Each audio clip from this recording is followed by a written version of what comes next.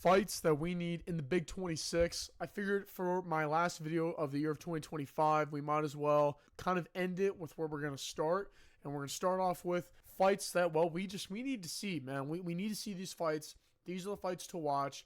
And, yeah, man, I'm not even wasting your time. Let's go. All right, so starting off here with I think would be an absolute banger. I think this would also happen later on in the year of 2026. And I think it's got to be Jean Silva versus Kevin Vallejos 2. Now, I know technically, like, in the books, this would be 1. But they fought in Dana White Contender Series. And I think even up to date as of now, Kevin Vallejos, outside of Diego Lopez, gave Jean Silva his toughest fight. You know, even though Jean Silva won, the durability, the shots, and the fact that Kevin Vallejos was kind of able to keep up with this crazy, hectic pace that Jean Silva, you know, has, and the damage that he inflicts, you know what I mean, the power that he has. They both have developed and gotten dramatically better since that fight. They both have gotten dramatically better in their ability, especially Kevin Vallejos. I think Jean Silva, like when he first came in, we all just kind of knew, like, man, like he's bound to be in the UFC. It's only a matter of time. Kevin Vallejos, though, he's steadily improved. I mean, he knocked out Giga Chikadze in very impressive fashion, the first and only guy to do it. And I'm telling you right now, man, Argentina Ilia Topuria versus just the crazy, wild Brazilian man that's Jean Silva.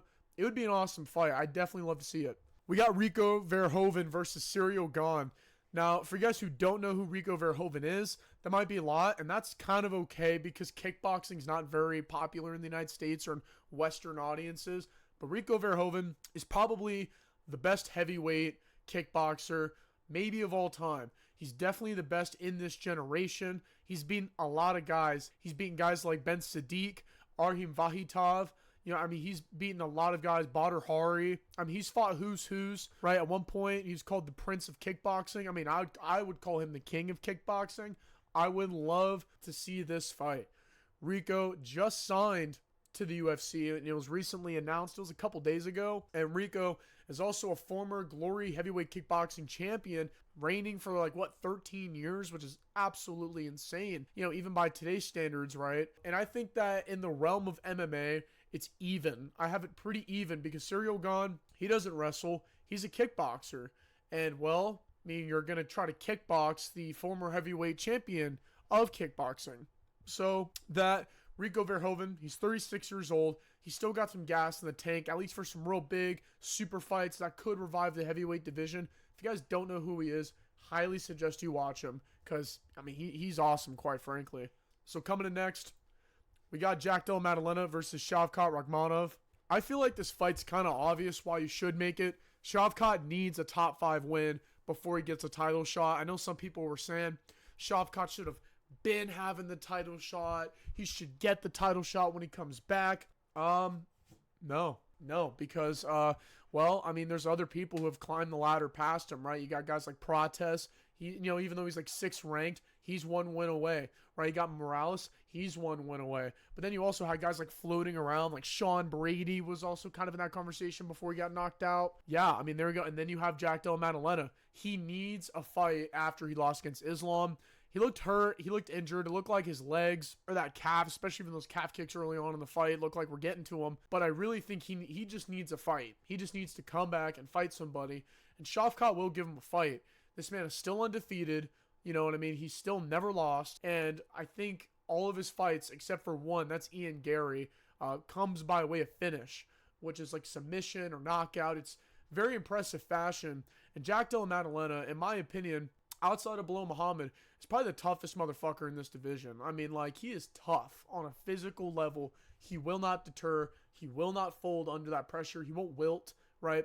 He'll just keep going. So I really think this fight would be a banger. So next off here, we got Lerrone Murphy versus Movsar Evloev. Now, I heard that this fight was already in the works, but until it's official, it's in this video, or at least as of me recording this on December 30th of 2025. The fight hasn't been made yet, and I want it to be. Both guys are really 1 win away from a title fight, and I think that this actually works more in the favor of Lerrone Murphy than Movsar. The reality of Movsar is, yeah, like, he could win this fight and he'll have a title shot because he's the #1 guy, but he needs a highlight win. He needs like a real big thing to put him over and make him at least somewhat known to even, like, you know, because the problem is the casual fans, they don't know him, right? The average viewer does not know who the fuck Movsar Evloev is.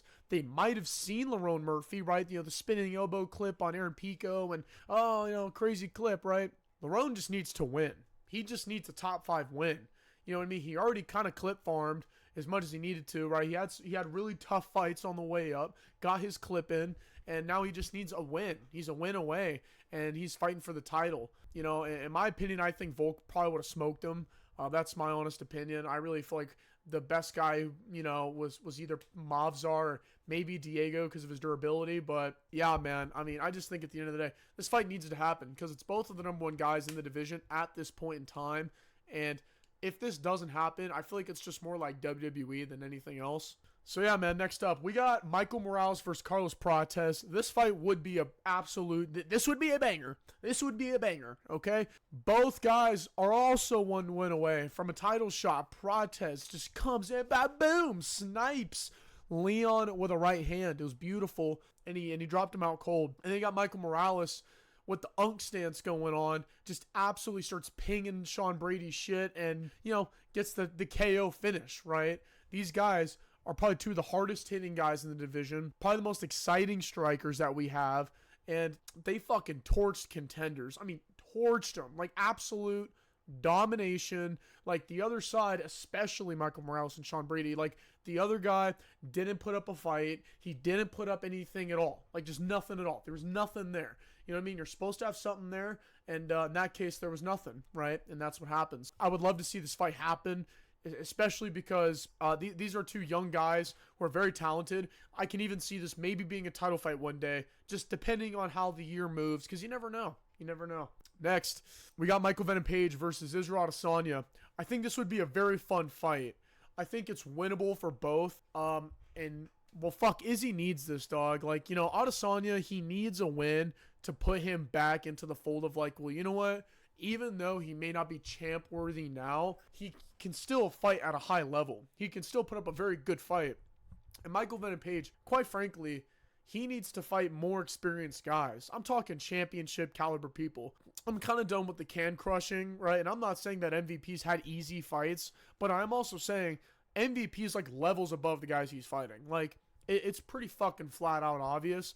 We need to just get him in there. You know what I'm saying? Get him in there. Get him in the mix. And I feel like at the end of the day, this fight would be fun because there's no grappling in this fight whatsoever. You got one of the best kickboxers in UFC history versus one of the biggest clip farmers in UFC history. And I feel like at the end of the day, no matter what the result would be, it's always a win for the fans. So, yeah. All right, next up here. I know a lot of you guys in the comments are going to be like, but they're brothers, man. They're best friends. Nah, bro. Khamzat Chimaev versus Nassourdine Imavov, or Imavov, however you want to pronounce his last name. This fight needs to happen. It should be the number 1 guy, which in this case would be Imavov, fighting Khamzat Chimaev, who is the champion, right? Nassourdine's beaten the guys he's needed to beat. I mean, he knocked out a number 2 ranked Israel Adesanya, I won't say out cold, but he fucking sniped him. He got him good. And then, and then he went on and beat Kyle Barallo and kind of defended his spot and earned him like a safe space where you're like, okay, like if there's a title fight, your name, there's going to be a line under it and not through it. You get what I'm saying? And Imavov, he could snipe Khamzat. Like, he's just as big as him. I don't think he's equal in the grappling. Like, I know he's from Dagestan and French Khabib and all that other shit, but listen, man, like, Khamzat Chimaev's on a different level, and I don't feel like anybody could beat him in the grappling at all. Like, and I'm just talking in the UFC, like in the realm of the UFC. I mean, he's fucking big. He's strong. I don't even need to say. But Khamzat, he could just flat out dominate him. You know what I mean? That's also a very big possibility. Khamzat can just flat out be like, you know what? Like, I don't want to take this to the feet. I'm just going to take you down, crucifix you, and I'm going to wrestle fuck you. But I just think that nevertheless, this fight, it would be entertaining, right? I want to see it. I want to see it happen. Next, we got Petr Yan versus Merab Dvalishvili 3. This fight, it makes sense for a lot of reasons, right? I mean, the first fight was a very good fight. The second fight was a banger. And the third fight, I mean, I'm nutting. I'm blowing all over the place. Listen, they're just destined to be rivals, okay? These guys are destined to just clash, to just like You know what I'm saying? Like, it's just the way their styles meet, the way they counter each other and kind of complete each other in ways that where they're incomplete. Like, it's awesome.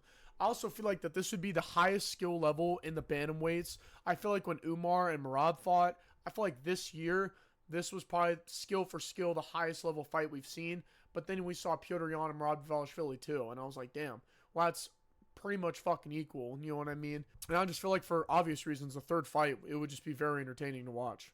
So next, man, we got Tom Aspinall versus Alex Pereira. This is my runner-up here. This is my second place here. I think outside of the next fight that I'm going to talk about, this is the biggest fight that can happen, right? Alex Pereira is at 245 right now.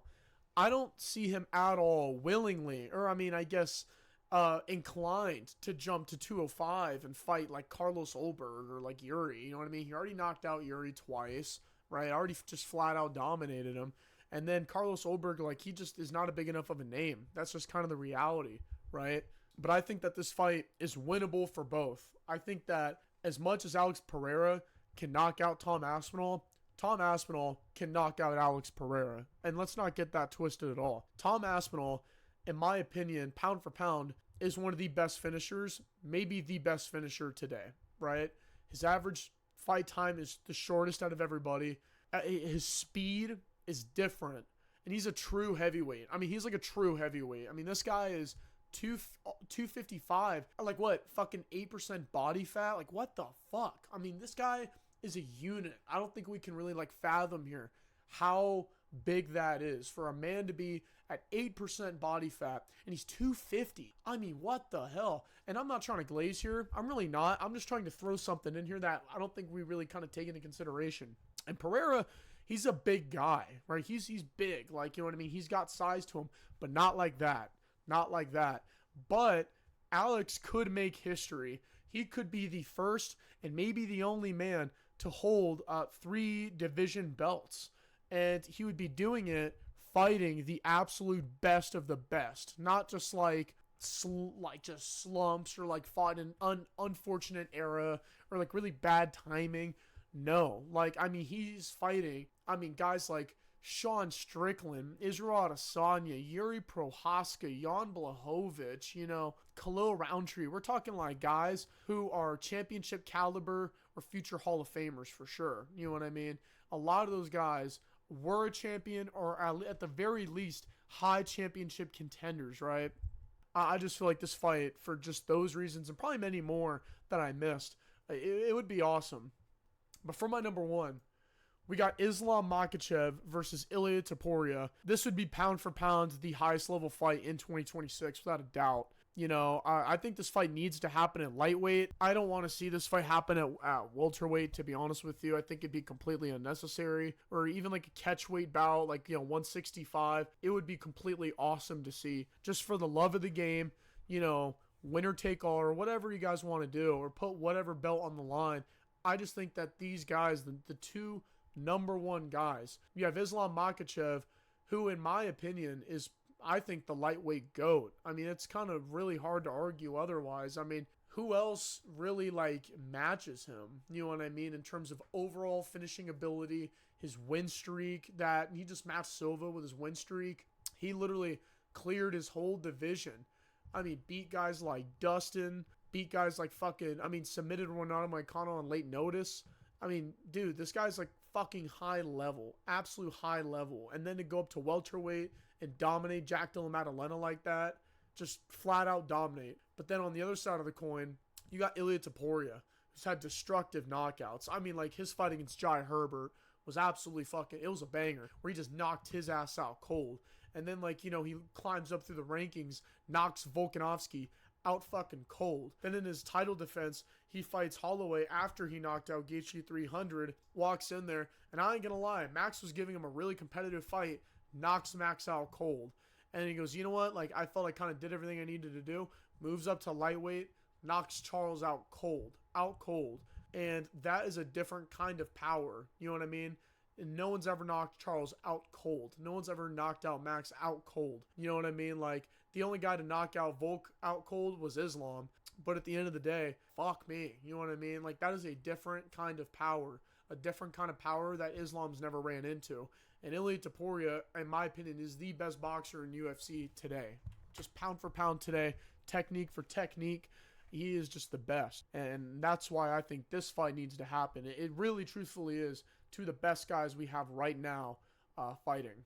So yeah, guys, this is my full list for fights that need to happen in the Big 26, man. Hope you guys enjoyed it. What are some fights that you want to see that maybe I didn't include or I should have discussed? I would love to hear your guys' input, man. Sorry for not uploading in a week. I've been super busy with just holidays and work. Hopefully in the new year, I can hit the ground running and really start having a consistent upload schedule. And I'm doing a lot to kind of plan that out. So yeah, thank you guys so much for watching my video. And yeah, see you guys in the next video whenever I make one. Peace.